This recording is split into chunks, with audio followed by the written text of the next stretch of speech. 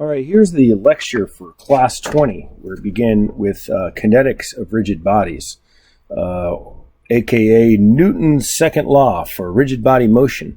And I have this down as curvilinear translation. I believe I have it as translation. There is some rotation as part of this these problems.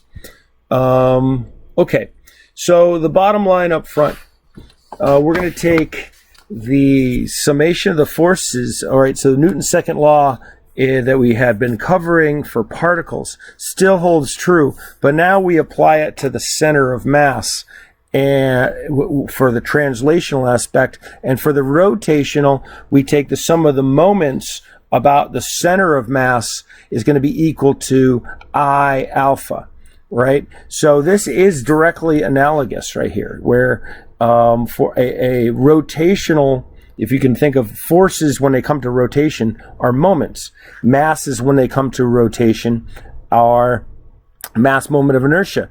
And accelerations when they come to rotation are alpha. So there really is the same thing. The mass, the sum of the moments, if you have the moments don't balance out, I should say, if the moments don't balance out, they're going to cause an angular acceleration. And that angular acceleration and the moments or the moment offset, the non-balance of the moments, they're going to be proportional by the mass moment of inertia. So in the example that I do later on, we're going to see when he cuts this cord, the center of mass is going to accelerate downwards, but it's also going to accelerate this way. So it's going to have m times the acceleration of g, but it's also going to have you're going to have I times the alpha. That's going to be right here. And then, so this force that's remaining there is going to be determined by those things. So it's very much like statics. When we wanted to find, for a body, we wanted to find the reactions in a body, we would use F equals, the sum of the force equals 0 in the X and Y direction, but then we'd also take the sum of the moments, usually about some point, and set that equal to 0. But now if they don't equal 0 and it is rotating, that means it's going to have an I alpha as being the controlling thing. So this is repeat because we already did bottom line up front. Maybe we did too much bottom line. And we're going to have the sum of the moments about G. And G here is we mean the center of mass, right?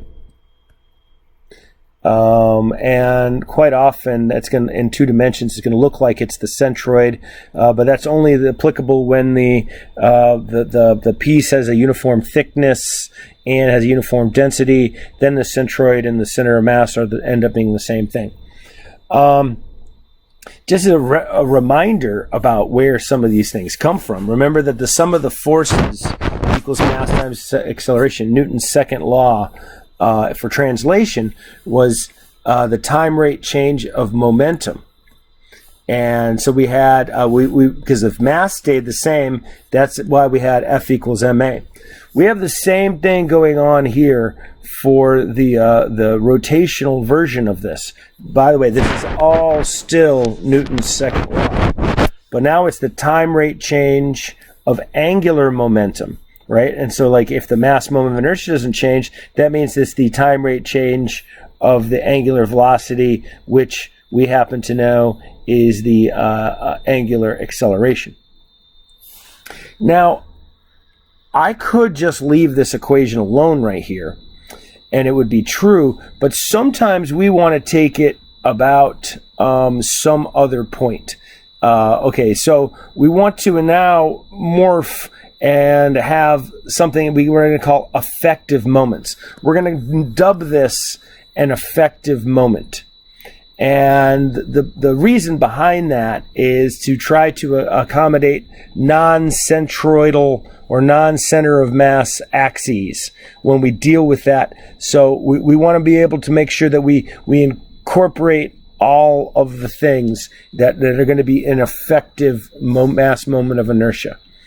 And we're going to see that even with the very first example that we do, where it becomes necessary. So we use a free body diagram and an inertial response diagram again. The FBD and IRD. Very important. Or sometimes they call it inertial body diagram. So we got FBD and IBD, I think, just to be clear. And we write out that the sum of the external forces equal to are going to equal inertial forces, or the sum of the external moments equal inertial moments are another way to write this out. So we have translation and rotation. Remember, every rigid body can be, its motion can be expressed in terms of rotation and translation. So that's the same thing that occurs here. And this really should have been over on the other page right there. That sometimes we will just go ahead for I here. We will use interchangeably I C about the center of gravity, I about the center of mass, or I bar. They all mean the same thing. And I don't know what this means right here. For today, we'll cover I don't know. All right, so I'll make this as a separate video because not everybody wants to see that introduction there. So we will discard this and we will stop recording.